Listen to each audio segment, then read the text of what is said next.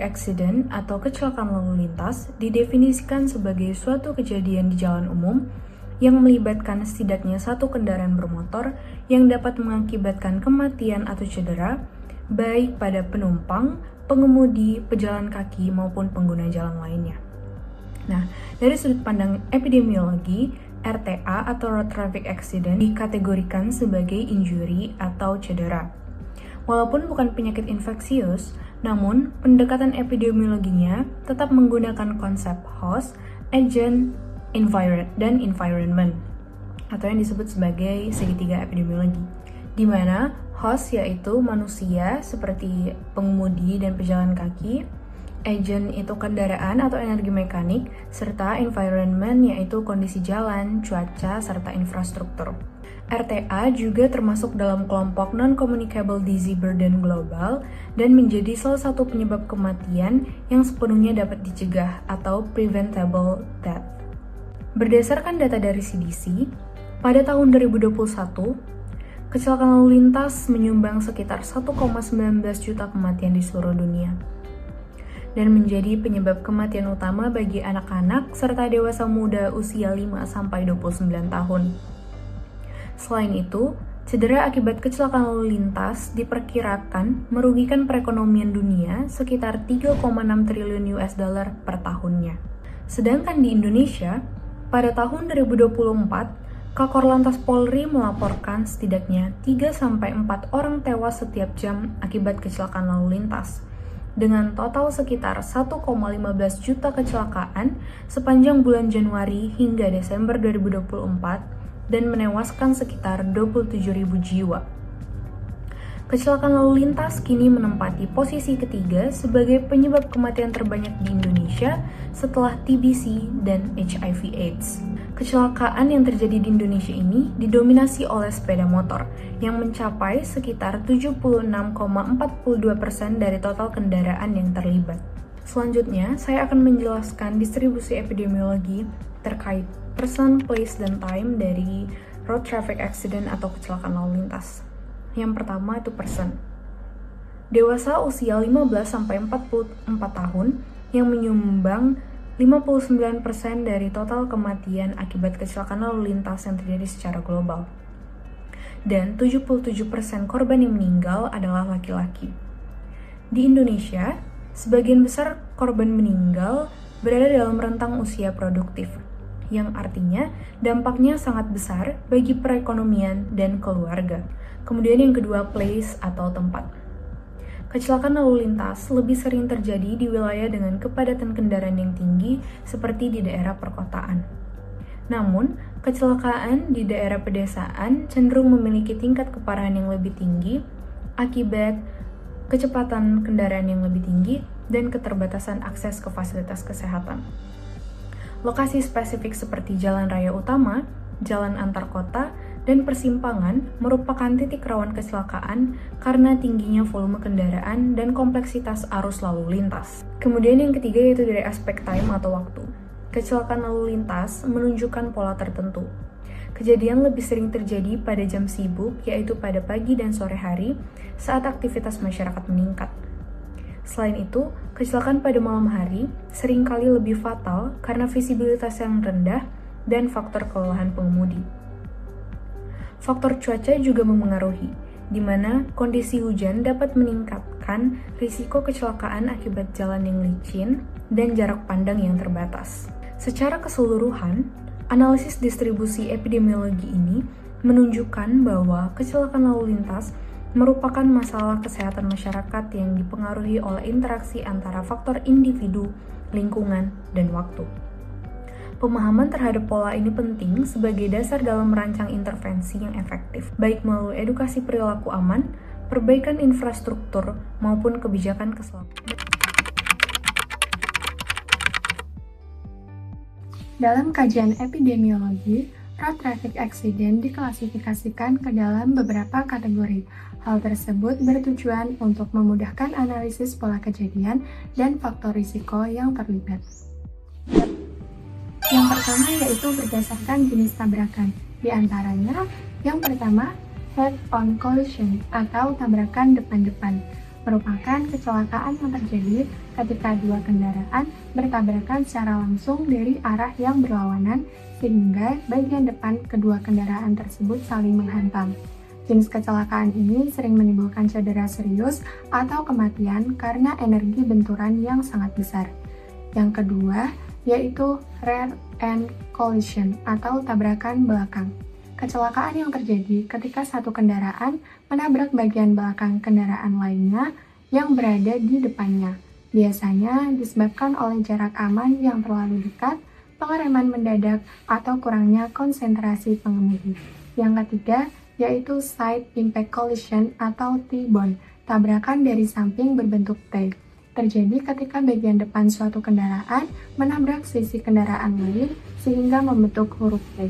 Jenis kecelakaan ini sering terjadi di persimpangan jalan dan dapat berbahaya karena bagian samping kendaraan memiliki perlindungan yang lebih sedikit dibandingkan bagian depan atau belakang. Yang keempat, yaitu side swipe collision, gesekan samping kendaraan. Kecelakaan yang terjadi ketika dua kendaraan yang bergerak sejajar saling bersentuhan atau bergesekan pada bagian sampingnya. Biasanya terjadi pada saat kendaraan berpindah jalur tanpa memperhatikan kendaraan di sampingnya. Yang kelima, yaitu backing collision atau tabrakan saat kendaraan mundur. Dapat terjadi ketika kendaraan yang sedang bergerak mundur menabrak kendaraan lain, pejalan kaki, atau objek di belakangnya. Kecelakaan ini sering terjadi di area parkir atau jalan yang sempit. Selanjutnya yang keenam yaitu fixed object collision atau tabrakan dengan objek tetap. Kecelakaan yang dapat terjadi ketika kendaraan menabrak benda yang tidak bergerak, contohnya seperti pohon, tiang listrik, pagar, atau bahkan pembatas jalan. Biasanya dapat disebabkan oleh kehilangan kendali kendaraan atau kondisi jalan yang tidak aman. Yang ketujuh, yaitu run-off collision atau kendaraan keluar jalur. Merupakan jenis kecelakaan yang terjadi ketika kendaraan keluar dari jalur jalan, kemudian menabrak objek di jalan atau bahkan terguling. Hal ini dapat terjadi akibat kecepatan yang tinggi, kondisi jalanan yang licin, atau bahkan pengemudi yang kehilangan kendali. Yang kedelapan yaitu turning collision atau tabrakan saat berbelok. Kecelakaan ini dapat terjadi ketika kendaraan berbelok, terutama di persimpangan, dan bertabrakan dengan kendaraan lain yang datang dari arah yang berbeda. Biasanya dapat terjadi karena pengemudi tidak memperhatikan arus lalu lintas dari arah lain. Yang kesembilan yaitu overtaking atau passing collision, tabrakan saat menyalip. Terjadi ketika kendaraan menyalip kendaraan lain, tetapi tidak memiliki jarak atau ruang yang cukup sehingga tabrakan dengan kendaraan yang disalip atau kendaraan dari arah berlawanan. Yang terakhir yaitu angle collision atau tabrakan bersudut. Merupakan kecelakaan yang terjadi ketika dua kendaraan bertabrakan dengan sudut tertentu, biasanya di persimpangan jalan. Benturan tidak terjadi secara lurus, tetapi membentuk sudut tertentu antara kedua kendaraan. Selanjutnya yaitu berdasarkan kendaraan yang terlibat. Di antaranya, yang pertama ada single vehicle accident atau kecelakaan satu kendaraan. Kecelakaan ini dapat terjadi hanya melibatkan satu kendaraan tanpa adanya kendaraan lain. Contohnya kendaraan yang menabrak pohon, pembatas jalan, ataupun terguling. Yang kedua yaitu two vehicle accident atau kecelakaan dua kendaraan. Kecelakaan ini melibatkan dua kendaraan yang saling bertabrakan. Misalnya mobil dengan sepeda motor atau mobil dengan mobil. Yang ketiga, yaitu multiple vehicle accident atau pile up. Kecelakaan yang dapat melibatkan 3 kendaraan atau bahkan lebih dalam satu kejadian. Biasanya dapat terjadi di jalan raya dengan lalu lintas yang padat atau saat kondisi jarak pandang buruk seperti kabut dan hujan deras. Selanjutnya yaitu berdasarkan jenis korban yang terlibat. Di antaranya yang pertama yaitu vehicle accident atau kendaraan dengan kendaraan. Kecelakaan ini dapat terjadi antara 2 atau lebih kendaraan bermotor, misalnya mobil dengan mobil atau mobil dengan sepeda motor. Yang kedua yaitu vehicle pedestrian accident. kendaraan dengan pejalan kaki. Kecelakaan yang terjadi ketika kendaraan menabrak pejalan kaki. Jenis kecelakaan ini sering terjadi di area penyeberangan jalan atau di jalan dengan aktivitas pejalan kaki yang tinggi. Yang ketiga yaitu vehicle cyclist accident, kendaraan dengan pesepeda. Kecelakaan ini dapat terjadi ketika kendaraan bermotor bertabrakan dengan sepeda. Pesepeda termasuk kelompok yang rentan karena tidak memiliki perlindungan seperti pengemudi kendaraan bermotor. Yang keempat yaitu vehicle animal accident atau kendaraan dengan hewan. Kecelakaan yang terjadi ketika kendaraan menabrak hewan yang berada di jalan, baik hewan liar maupun hewan ternak. Hal ini sering terjadi di daerah pedesaan atau jalan yang melintasi habitat hewan. Yang terakhir yaitu vehicle object accident, kendaraan dengan objek, merupakan kecelakaan ketika kendaraan menabrak benda atau objek tertentu, seperti tiang, pagar, pembatas jalan, atau bangunan. Klasifikasi yang selanjutnya yaitu yang keempat adalah berdasarkan kondisi kecelakaan. Yang pertama adalah rollover accident atau kendaraan terguling, yaitu kecelakaan yang terjadi ketika kendaraan kehilangan kendali hingga terbalik atau terguling. Kecelakaan ini itu sering dipengaruhi oleh kecepatan tinggi, kondisi jalan dan juga manuver mendadak. Dan kecelakaan ini tuh beresiko untuk menimbulkan cedera yang serius. Yang kedua adalah hit and run accident atau tabrak lari, yaitu kecelakaan di mana pengemudi itu melarikan diri tanpa memberikan pertolongan kepada korban ataupun memberikan identitas. Kondisi ini itu akan menyulitkan penanganan korban dan juga proses hukum. Selanjutnya yang ketiga adalah jackknife accident atau kecelakaan yang umumnya itu terjadi pada truk trailer, di mana bagian depan truk dan juga trailer itu membentuk sudut tajam hingga membentuk seperti pisau lipat.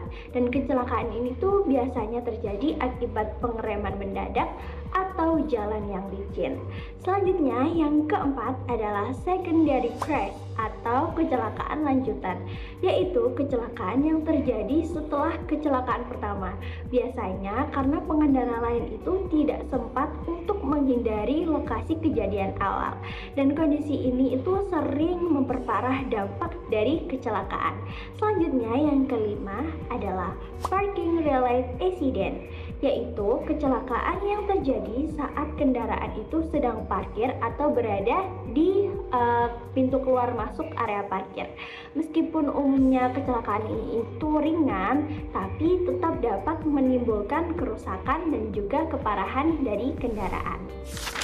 Klasifikasi yang selanjutnya, yang kelima adalah berdasarkan lokasi kejadian. Yang pertama adalah intersection crash atau kecelakaan di persimpangan, yaitu kecelakaan yang terjadi di titik pertemuan beberapa arus kendaraan. Biasanya disebabkan oleh konflik arus lalu lintas atau pelanggaran rambu lalu lintas. Yang kedua adalah mid-block crash atau kecelakaan di tengah ruas jalan, yaitu kecelakaan yang terjadi di antara persimpangan. Kejadian ini tuh sering berkaitan dengan kecepatan, kelalaian pengemudi, atau kondisi jalan. Selanjutnya yang ketiga adalah highway or freeway crash atau kecelakaan di jalan tol. Kecelakaan ini itu terjadi di jalan bebas hambatan dengan kecepatan yang cukup tinggi. Akibatnya kecelakaan ini tuh cenderung lebih fatal karena energi tumbukan yang dihasilkan itu cukup besar. Selanjutnya yang keempat adalah rural road crash atau kecelakaan di jalan pedesaan, yaitu kecelakaan yang terjadi di wilayah pedesaan dengan kondisi jalan yang cukup terbatas, seperti penerangan yang kurang atau permukaan jalan yang seringkali tidak rata. Selanjutnya yang kelima adalah urban road crash, yaitu kecelakaan di jalanan perkotaan.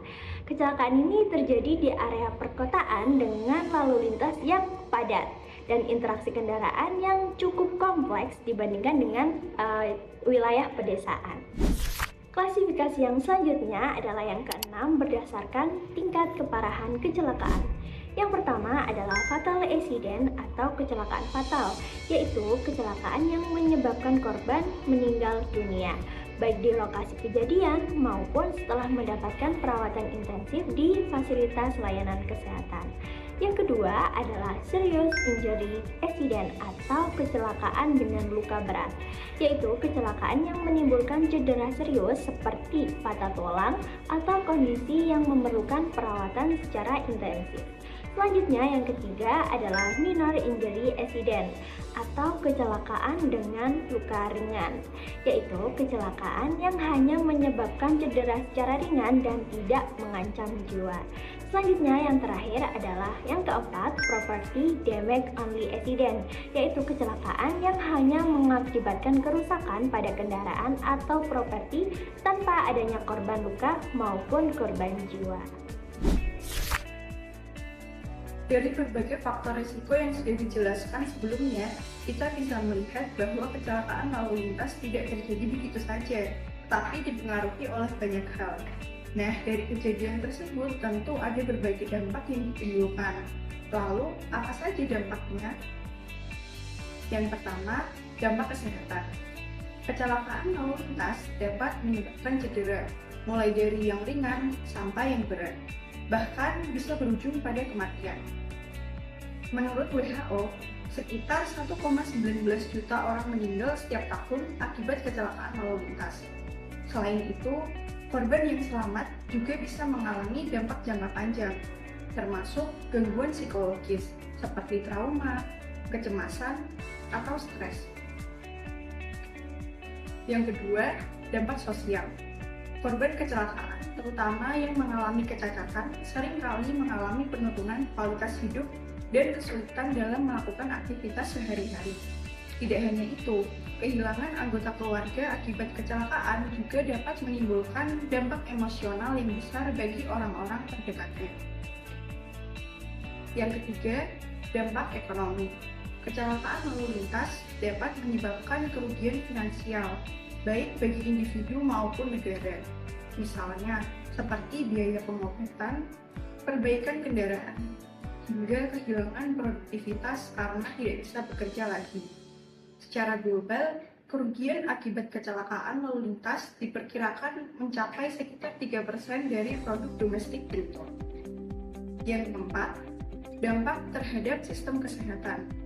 Tingginya angka kecelakaan lalu lintas membuat fasilitas pelayanan kesehatan, terutama unit gawat darurat, menjadi lebih terbebani. Hal ini tentu dapat memengaruhi kualitas pelayanan bagi pasien lainnya. Jadi, dari berbagai dampak tersebut, dapat kita lihat bahwa kecelakaan lalu lintas bukan hanya masalah individu, tetapi juga merupakan masalah kesehatan masyarakat yang perlu mendapatkan perhatian yang serius. Dampak ini tidak hanya dirasakan secara langsung, tetapi juga dapat berlangsung dalam jangka panjang dan memengaruhi berbagai aspek kehidupan. Oleh karena itu, diperlukan upaya pencegahan dan pengendalian yang tepat untuk menurunkan angka kejadian serta dampak yang ditimbulkan. Selanjutnya adalah faktor-faktor atau penyebab dari kecelakaan lalu lintas. Ada 3 penyebab utama dari kecelakaan lalu lintas. Yang pertama adalah faktor kendaraan, yang kedua adalah faktor manusia, dan yang terakhir adalah faktor lingkungan.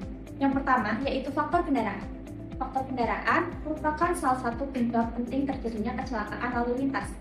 Kondisi teknis kendaraan, termasuk usia kendaraan, yang ditandai dari tahun produksinya, sangat berpengaruh terhadap keselamatan pengemudi. Semakin tua usia kendaraan, maka risiko kecelakaan akan semakin tinggi. Hal ini terjadi karena kendaraan yang lebih tua umumnya memiliki fitur keselamatan yang terbatas serta lebih rentan mengalami kerusakan, terutama pada bagian roda dan mesin.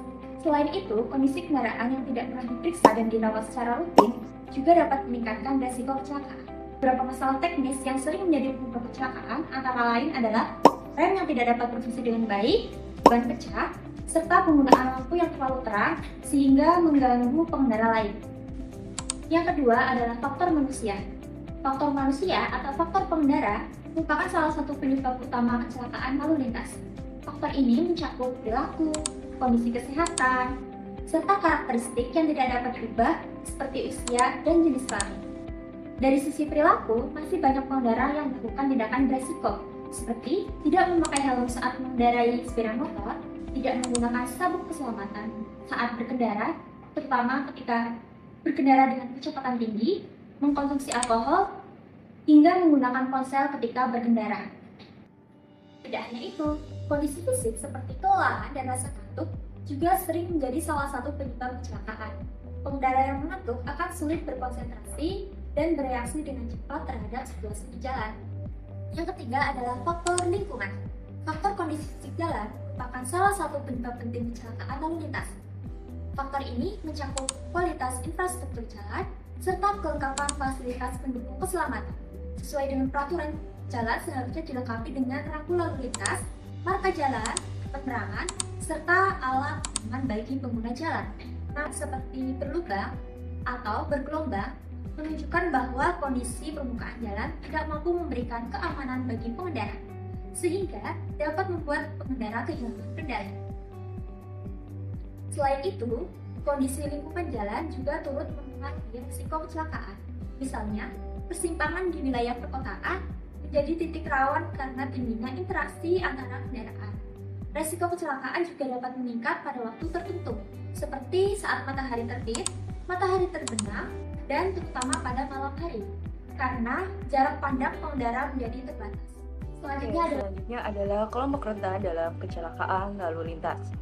Kelompok rentan atau vulnerable road user merupakan pengguna jalan yang memiliki resiko lebih tinggi mengalami kecelakaan fatal karena kurangnya perlindungan fisik, faktor usia, atau keterbatasan pada mobilitas. Di Indonesia, kelompok ini mencakup pengendara sepeda motor, pejalan kaki, anak-anak, lansia, dan pesepeda.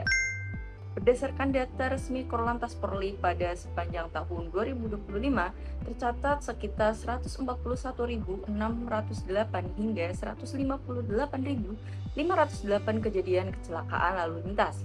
Nah, total korban itu mencapai 238.878 orang. Perlindungan bagi kelompok rentan ini diatur dalam Undang-Undang Nomor 22 Tahun 2009 tentang Lalu Lintas dan Angkutan Jalan. Undang-undang ini menekankan pentingnya keselamatan bagi semua pengguna jalan, penyedia fasilitas yang memadai, serta sanksi bagi yang melanggar. Yang pertama, ada pengendara sepeda motor. Pengendara sepeda motor merupakan kelompok yang paling sering terlibat dalam kecelakaan lalu lintas. Hal ini disebabkan oleh tingginya jumlah sepeda motor di Indonesia, sementara kendaraan ini tidak memiliki perlindungan seperti mobil. Akibatnya, pengendara ini lebih berisiko mengalami luka berat atau terpental saat terjadinya kecelakaan. Nah, selanjutnya untuk dasar hukumnya dalam UU LLAJ, yaitu ada di pasal 106 ayat 8, yang mana setiap orang yang mengemudikan sepeda motor dan penumpang sepeda motor wajib mengenakan helm yang memenuhi standar nasional Indonesia. Yang kedua ada di pasal 106 ayat 9, yang mana setiap orang yang mengemudikan sepeda motor tanpa kereta samping dilarang membawa penumpang lebih dari satu orang. Yang kedua ada pejalan kaki. Pejalan kaki termasuk kelompok yang sangat rentan karena tidak memiliki perlindungan fisik sama sekali. Mereka harus berbagi ruang jalan dengan kendaraan bermotor yang berukuran jauh lebih besar dan memiliki kecepatan yang lebih tinggi, terutama saat menyeberang jalan. Dasar hukumnya dalam UU LLAJ yaitu ada di pasal 106 ayat 2, yang mana setiap orang yang memudikan kendaraan bermotor di jalan wajib mengutamakan keselamatan pejalan kaki dan pesepeda. Di pasal 45 ayat 1, fasilitas pendukung penyelenggaraan lalu lintas dan angkutan jalan meliputi trotoar, jalur sepeda, tempat penyeberangan pejalan kaki, halte, atau fasilitas khusus bagi penyandang cacat dan manusia usia lanjut. Lalu, yang ketiga, ada anak-anak. Anak-anak merupakan kelompok rentan karena ukuran tubuhnya yang lebih kecil sehingga kurang terlihat oleh pengemudi. Selain itu, pemahaman mereka terhadap rambu dan aturan lalu lintas masih sangat terbatas. Banyak anak yang menjadi penumpang sepeda motor tanpa perlindungan yang memadai sehingga meningkatkan risikonya cedera. Dasar hukum dalam UU LLAJ yaitu ada di pasal 242 ayat 1, yang mana pemerintah daerah atau perusahaan angkutan umum wajib memberikan perlakuan khusus di bidang lalu lintas dan angkutan jalan kepada anak-anak. Yang keempat, ada lansia atau lanjut usia. Lansia termasuk kelompok rentan karena mengalami penurunan fungsi tubuh seperti reaksi yang lebih lambat, serta penurunan penglihatan serta pendengaran. Selain itu, keterbatasan mobilitas membuat mereka lebih sulit menghindari potensi bahaya yang ada di jalan. Dasar hukumnya dalam Undang-Undang LLAJ itu yang pertama ada di pasal 242 ayat 1. Pemerintah daerah, atau perusahaan angkutan umum wajib memberikan perlakuan khusus di bidang lalu lintas dan angkutan jalan kepada manusia usia lanjut. Yang kedua ada di pasal 45 ayat 1, fasilitas khusus bagi penyandang cacat dan manusia usia lanjut. Yang kelima ada pesepeda. Pesepeda juga termasuk kelompok rentan karena tidak memiliki perlindungan fisik. Mereka juga sering berada di kendaraan bermotor yang berukuran lebih besar dan bergerak lebih cepat. Sementara ketersediaan jalur khusus sepeda masih sangat terbatas. Dasar hukumnya dalam Undang-Undang LLAJ yaitu Pasal 106 ayat 2 yang mana pengemudi kendaraan bermotor wajib mengutamakan keselamatan pesepeda. Pasal 45 ayat 1 huruf B, lajur sepeda sebagai salah satu fasilitas pendukung. Pasal 62 ayat 1 yang pemerintah harus memberikan kemudahan berlalu lintas bagi pesepeda. Pasal 62 ayat 2, pesepeda berhak atas fasilitas pendukung keamanan, keselamatan, ketertiban, dan kelancaran dalam berlalu lintas. Cara pencegahan dan pengendalian road traffic accident atau kecelakaan lalu lintas dapat dilakukan melalui beberapa upaya untuk mengurangi risiko kecelakaan serta dampak yang ditimbulkan. Pertama, melalui edukasi dan promosi keselamatan berkendara. Edukasi kepada masyarakat bertujuan untuk meningkatkan kesadaran akan pentingnya mematuhi peraturan lalu lintas.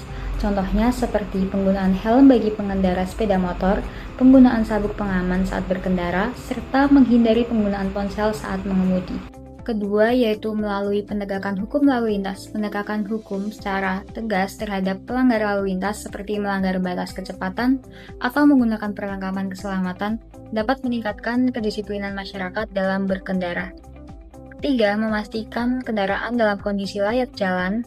Pemeriksaan kendaraan secara berkala sangat penting dilakukan, seperti memeriksa kondisi rem, lampu, dan ban agar tetap berfungsi dengan baik. Selain itu, perbaikan infrastruktur jalan juga menjadi salah satu upaya pencegahan kecelakaan lalu lintas.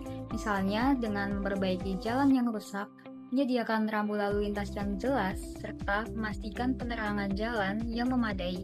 Dengan adanya berbagai upaya pencegahan dan pengendalian tersebut, diharapkan angka kecelakaan lalu lintas dapat ditekan dan keselamatan pengguna jalan dapat lebih terjamin.